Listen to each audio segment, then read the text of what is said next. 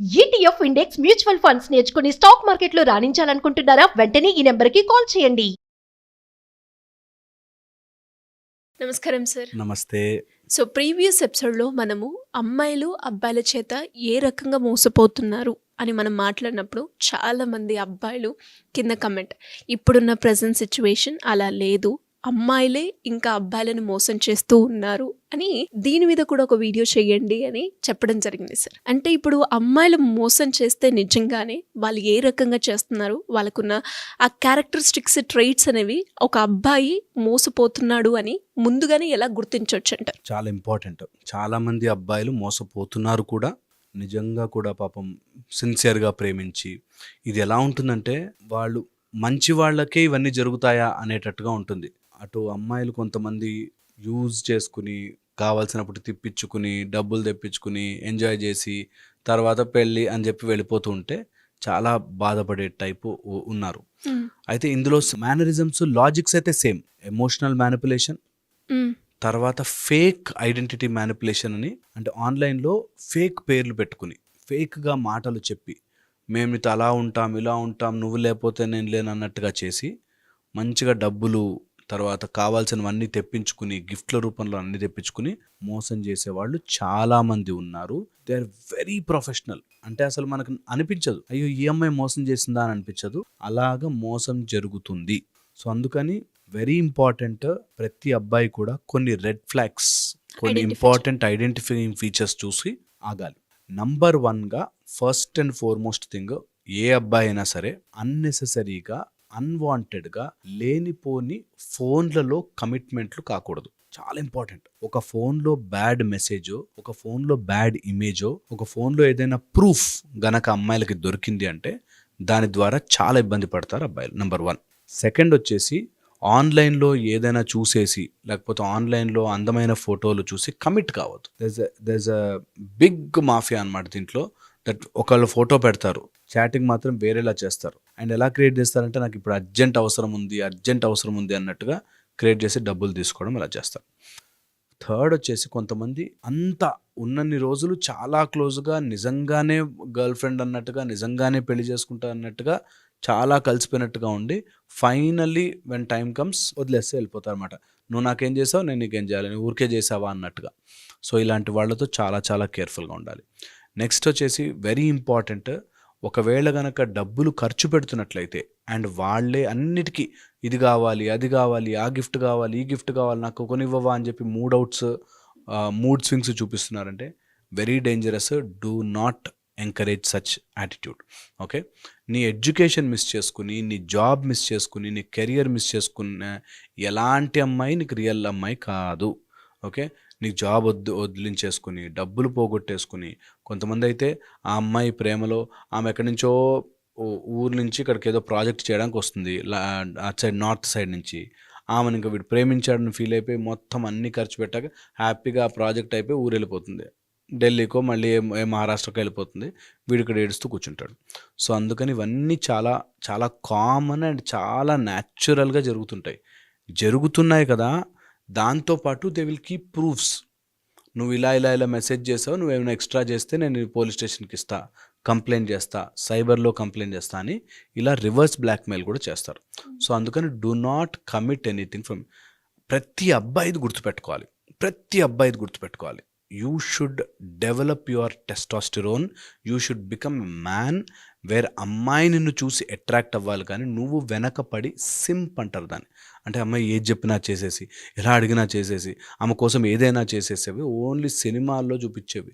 అంత సీన్ లేదు, అంత సీన్ ఇవ్వకూడదు ఎవరికి కూడా. ప్రతి అబ్బాయి they should remember this. Till age of 25 dam ఎవరికి పట్టించుకోవాల్సిన పర్లేదు. అసలు ఎలాంటి వాళ్ళని ఆ లిమిట్లో పెట్టుంచాలి. నీ మీద వాళ్ళు వాహ్ ఏమున్నాడ్రా అని అనిపించుకోవాలి, కానీ డోంట్ ఎంకరేజ్ ఎనీవన్. అట్లా ఉండగలిగితే దట్ ఈస్ రియల్ మ్యాన్. ఎవరు తెలుసా రియల్ మ్యాన్? అట్లా లయన్ లాగా నించునేవాడు రియల్ మగాడు. అంతేగాని ఏ అమ్మాయి కనిపిస్తే ఆ అమ్మాయి వెనకాల చొంగగార్చుకుంటూ తిరిగేవాడిని ఏ అమ్మాయినా మోసం చేస్తుంది. యాక్చువల్గా చెయ్యాలి కూడా అలా. ప్రతి అమ్మాయి వెనకాల తిరిగి ఎవరిని చూడగానే నాకు అందంగా కనిపించింది ప్రేమించేయాలి, అందంగా అనిపించింది వెళ్ళి చెప్పేయాలనుకున్నాం అంటే దే ఆర్ వీక్ మ్యాన్. ఆ వీక్ మ్యాన్ని ఎప్పుడూ కూడా ఎవరో ఒక అమ్మాయి మోసం చేసే ఛాన్స్ ఉంటుంది. బికమ్ ఎ స్ట్రాంగ్ మ్యాన్. ఒక రియల్ నేను క్లాసెస్ టీచ్ చేస్తున్నప్పుడు అబ్బాయిలకి నేను I tell them become a real man. Power ఏంటి తెలుసా? ఒక అందమైన అమ్మాయి పక్క నుంచి వెళ్తుంటే తల తిప్పి చూడకుండా ఉండగలిగే దమ్మున్నవాడు రియల్ మగాడు. ఏం తెలుసా? ఇట్లాంటి కంట్రోలింగ్ శక్తి. నువ్వు ఎవరు కనిపిస్తా you are not a man, you are waste. ఊరికే ఎనర్జీ వేస్ట్ చేసుకున్నావు. రియల్ మ్యాన్ ఎట్లా ఉంటాడు తెలుసా? యు గ్రో, నిన్ను చూస్తారు అందరూ ఆశ్చర్యంగా, అబ్బా ఏమున్నాడు రా అని. అది తెచ్చుకోవాలి అంటే నీ లోపల ఆ శక్తిని ఇంకల్కేట్ చేసుకోవాలి.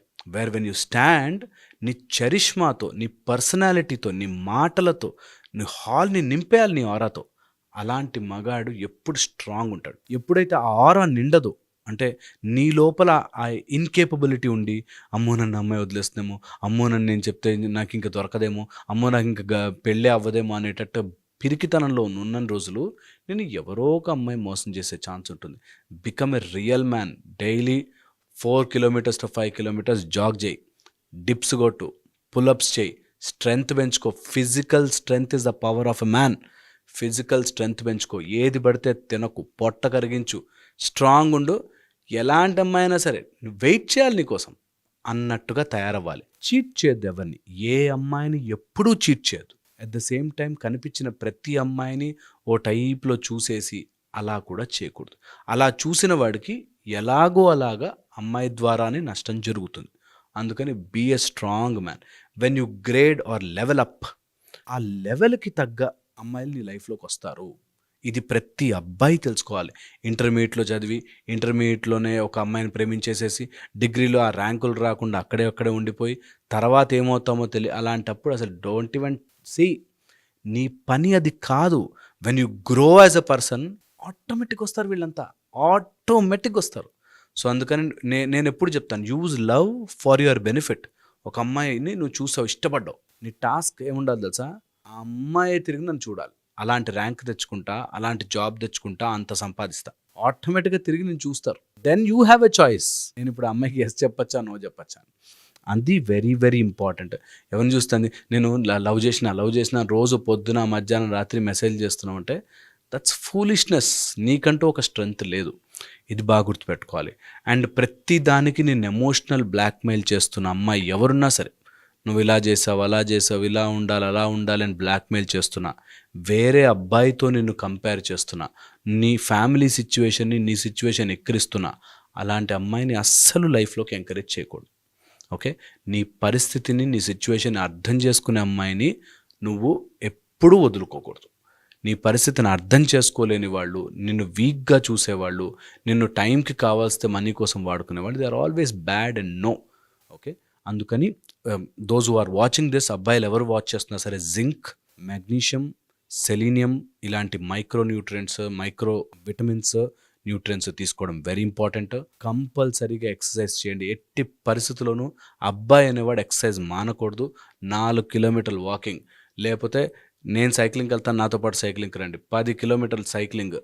Do lot of yoga and strength.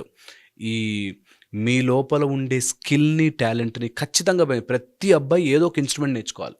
It should be flute, violin, guitar or mouth organ or సంగీతం, ఏదో ఒకటి, డ్యాన్స్, ఏదో ఒకటి నేర్చుకుని తీరాలి. అది వచ్చిందా రాదా తర్వాత స్టేజ్ మీద పర్ఫామ్ చేస్తావో కాదు, ఒక ఆర్ట్ నేర్చుకుని తీరాలి. అండ్ ప్రతి అబ్బాయి ఎలా ఉండాలి తెలుసా? ఆరా నింపితే ఆ రూమ్లో వాళ్ళందరూ నీ వెనక వావ్ అన్నట్టుగా ఉండాలి. కానీ నువ్వే కుక్కపిల్లలాగా అందరు చుట్టూ తిరగడం ఈజ్ రాంగ్ రాంగ్ రాంగ్. అలా చేయకుండా ప్రతి అబ్బాయి స్ట్రెంగ్త్ పెంచుకోవాలి. మంచిగా ఒకసారి బ్లడ్ టెస్ట్ చేయించుకోండి, మంచిగా ఒకసారి బాడీ చెకప్ చేయించుకోండి, ఫ్యాట్ టెస్ట్ చేయించుకోండి, ఎంత ఫ్యాట్ ఇండెక్స్ ఉందో, ఫ్యాట్ కరిగించండి, స్ట్రాంగ్ అవ్వండి, ఇంక్రీజ్ యువర్ ఇంటర్నల్ స్ట్రెంగ్త్. ఆటోమేటిక్గా ఏ అమ్మాయినా మీ లైఫ్లోకి వచ్చి తీరుతుంది.